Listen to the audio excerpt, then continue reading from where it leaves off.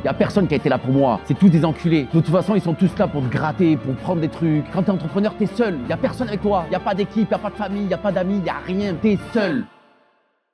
Non, c'est pas vrai. Ça, c'est une expression américaine qui dit « It's lonely at the top ». Si je dois la traduire, ça veut dire « on se sent seul au sommet ». La réalité, c'est que c'est une possibilité. Mais en fait, on oublie le chemin qu'il va avoir au milieu. Le but, c'est de donner, le but, c'est de partager, le but, c'est d'apprendre. La franchise, c'est de l'humain. On doit changer la vie de tout le monde. Et en fait, d'un fois, je me suis posé cette question-là parce que j'ai entendu cette expression « It's lonely at the top ». Et en fait, moi, je me sens absolument pas seul au sommet. Parce que déjà, je suis pas au sommet. Ça, c'est la première des choses à se dire. Mais en fait, moi, je trouve au contraire, alors c'est peut-être que j'ai une expérience un peu différente, mais je suis absolument pas seul.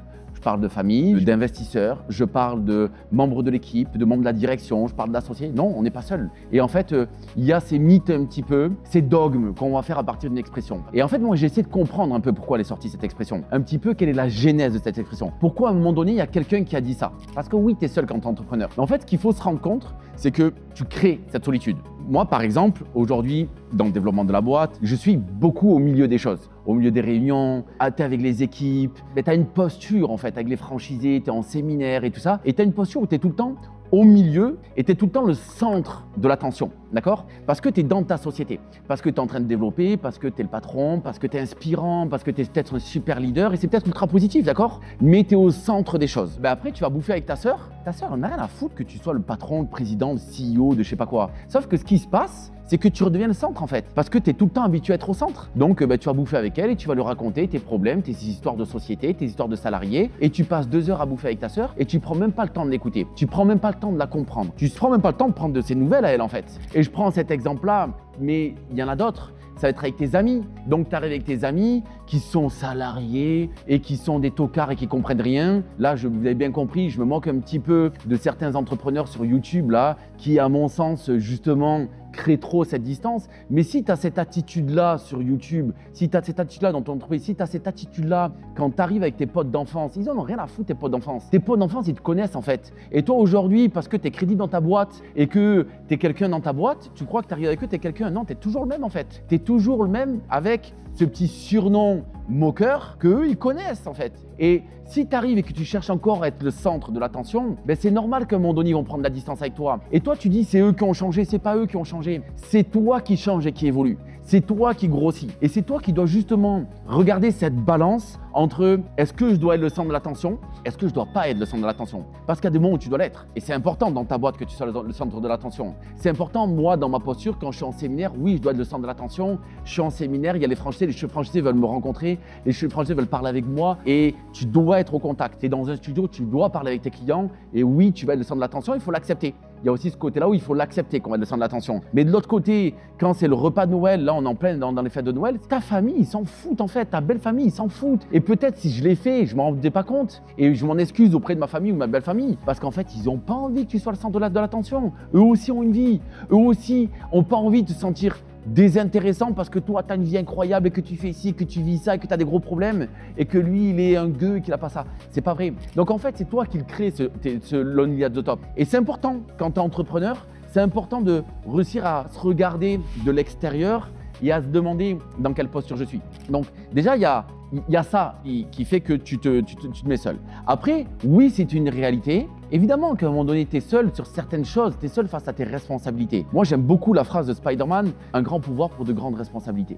With great power comes great responsibility.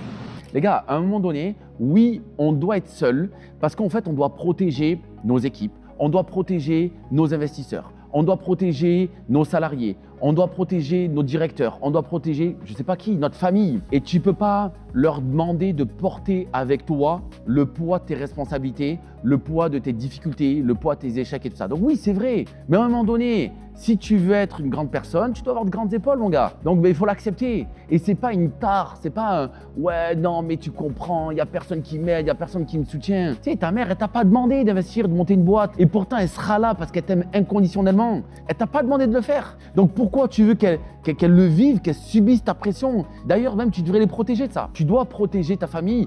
Moi, par exemple, et d'ailleurs, c'est un truc où je me sens un peu extraterrestre, je parle très très peu de mon entreprise avec ma femme, par exemple. Pas que je veux lui cacher les choses, pas que j'ai pas confiance en elle, mais parce qu'en fait, premièrement, il y a un moment où j'ai envie de couper, Et ça, ce sera le sujet d'une autre vidéo où des fois, il faut réussir à trouver cet équilibre à couper. Mais tu n'as pas envie de lui faire porter le poids de ton stress, de tes problèmes, de tes difficultés. Parce qu'en fait, tu dois gérer des difficultés qui sont démesurées par rapport à ces personnes-là. Parce que quand tu as quelqu'un qui gagne 2000 balles par mois et que tu es en train de lui dire que tu as un problème de trésorerie à 300 000 euros et que tu n'as pas trouvé 300 000 euros dans les 10 prochains jours, tu es dans la merde. Mais c'est démesuré, c'est décalé en fait de la réalité. Parce que 300 000 euros, il mettrait 10 ans à les gagner. Donc à un moment donné, il faut avoir aussi cette conscience des choses. Et attention, quand j'ai 300 000 euros, c'est pas moi en perso, c'est la boîte, d'accord? La boîte qui doit gérer des flux de trésorerie à 200 ou 300 000 euros. Tu peux pas mettre cette pression-là, tu peux pas mettre ce stress-là à ta mère. Tu dis à ta mère, ouais maman, putain, je suis dans la merde, on est le 18, si avant le 30, j'ai pas trouvé 300 000 euros, je suis dans la merde. Mais ta mère, elle fait un infarctus en fait. Mais t'as pas le droit de lui faire ça. T'as pas le droit de lui mettre cette pression-là. Donc oui,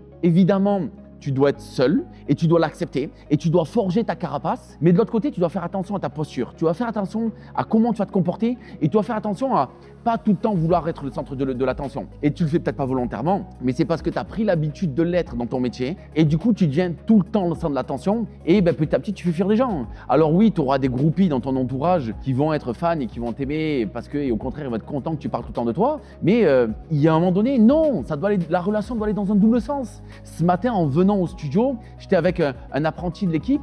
Et en fait, on a passé 1 heure de trajet ensemble, on a parlé que de moi.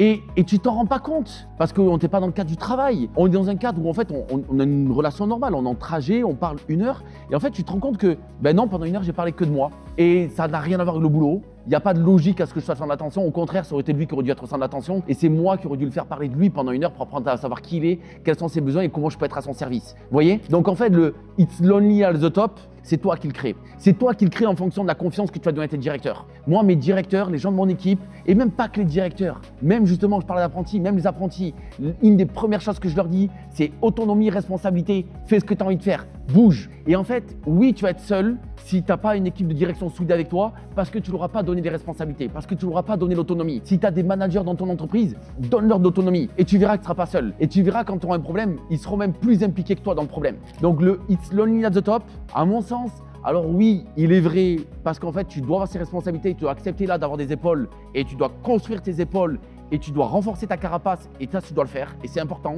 parce que tu dois protéger certaines personnes autour de toi. Mais de l'autre côté, si tu veux pas être seul, il faut donner de la responsabilité à tes équipes et à ta famille, à ton entourage. Arrêter de les saouler avec ta vie parce qu'en fait, c'est toi qui les saoules au final. Donc, c'est pas eux qui changent, c'est toi qui changes. C'est pas un coup de gueule, c'est juste un debunk un petit peu parce que je trouve que ça favorise le clash entre salariés et entrepreneurs. Ça favorise le clash entre les entrepreneurs et leur entourage et je ne suis pas sûr que ce soit le vrai chemin à avoir quand tu es un entrepreneur. Donc oui, évidemment, tu dois être seul face à certaines choses, mais c'est toi qui choisis de te rendre seul dans ton attitude. Donc s'il y a bien un endroit que tu dois regarder, c'est en toi.